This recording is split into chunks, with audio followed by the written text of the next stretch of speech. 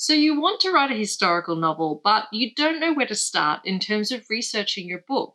Historical fiction is quite research intensive. You want to get it right for your audience because they'll know if your historical details aren't correct.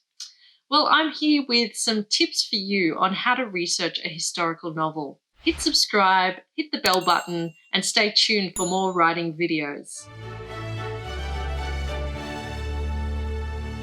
So, the first place to start is to define the focus of your book. So, you're not going to research the entire history of the world unless perhaps you're Monty Python. You'll need to specify where the book is taking place and what year the book is taking place in. Now, I've put a list of key questions that you need to answer on my blog, and the main things are around cultural expectations for your character, scenario location. So, what does the place look like? The kind of technology that was available at the time, and also cultural issues that might have been prevalent at the time period but will be problematic now for readers. And you need to sit down and think about how you're going to address that before you write the book. So now I'm going to run through some of the resources that are really helpful for historical fiction and historical novelists. So the first place you want to start is kind of in those general histories and to get a general sense of the era so that you can anchor yourself in that period and kind of get a general sense for the feel of that era. A really good way to find books quickly about a particular topic is to look at the bibliographies in those general history books. So I've just raided the bookshelf behind me to talk about some of the sorts of books that are useful for you as a historical fiction writer. So nonfiction books, of course, are the obvious choice, but specific types of nonfiction books are going to be more useful than others. One of them is dictionaries. So I've got this fabulous James Hardy Bowes 1819 Dictionary of Criminal Slang, and it goes through all the criminal kind of language that was used in the Australian colonies, and it's great for researching how criminals might talk in a particular period. The next book that's kind of useful for this sort of historical fiction are books on costuming, and I picked this book up in a library book sale. It's a fantastic book. I've used it so much for writing my fiction because what it does is it just goes through and describes the type of outfits worn in every particular period. So this is probably the most I've ever spent on a book for research purposes, but things like this are really hard to kind of get from a library. The only way I could actually get this book is by buying it, and it's a really niche book on the history of the Illustrated Police News. So Cruel Deeds and Dreadful Calamities. It's an incredible book. I'm so glad I bought it.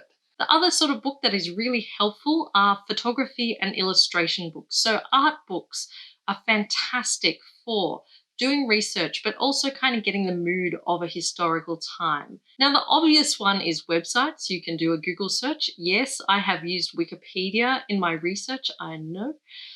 But the thing is, Wikipedia is really good for getting a general overview of a time period and also seeing on Wikimedia Commons what these people look like and getting public domain photos of the period for your research.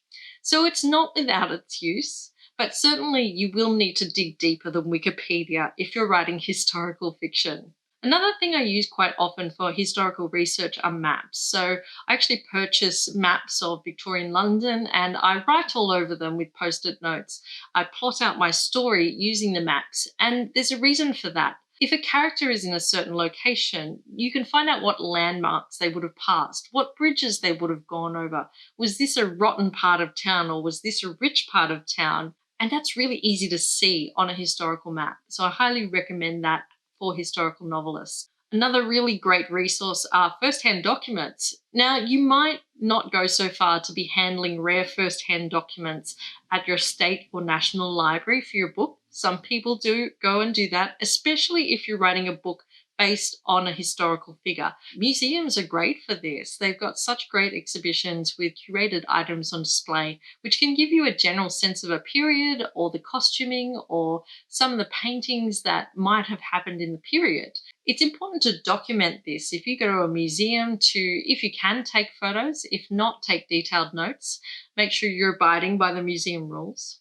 If it's possible, especially given the recent pandemic, you can also visit the locations in your book. So I was writing a book set in Transylvania about Count Dracula, I actually went to Transylvania. I was lucky enough to go. And it really gave me a much better sense of the place. I mean, Bram Stoker didn't even go to Transylvania. That kind of place can give you so much inspiration for stories. So if there is a safe opportunity for you to travel to that location and you have the funds to do it, go for it. The other thing I use that might seem a bit unusual to you, but maybe not if you're watching this video, is that I use YouTube videos to research historical weaponry quite a bit and historical technology. Now, the other thing I will say about researching your historical novel, document your research. It's really important that you don't let all this researching go to waste. Don't store it all up in here. Make sure it's documented well and in the same place. You don't want to be scrabbling around for like notes on every single topic and losing pieces of paper. I have done this. It's a bad idea.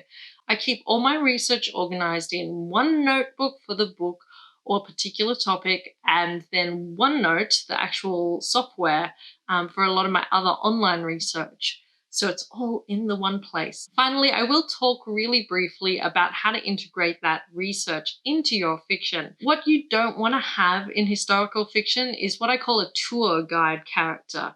So a tour guide character is someone that wanders around the book going, and look at this wonderful tower that was constructed in 1587. Lo and behold its wonderful crenellations. Do you have any questions, other characters? So make sure it's integrated into the story. Make sure your characters are having realistic reactions to those kinds of things. And by answering those early questions about class and language and style, you'll have a much better idea about how they would respond to these things. So that's it. That's my best tips on how to research historical fiction. I hope that's really helped you. If you've got any questions, as always, hit me up in the comments below. I wish you all the very best with your historical fiction endeavors. See ya.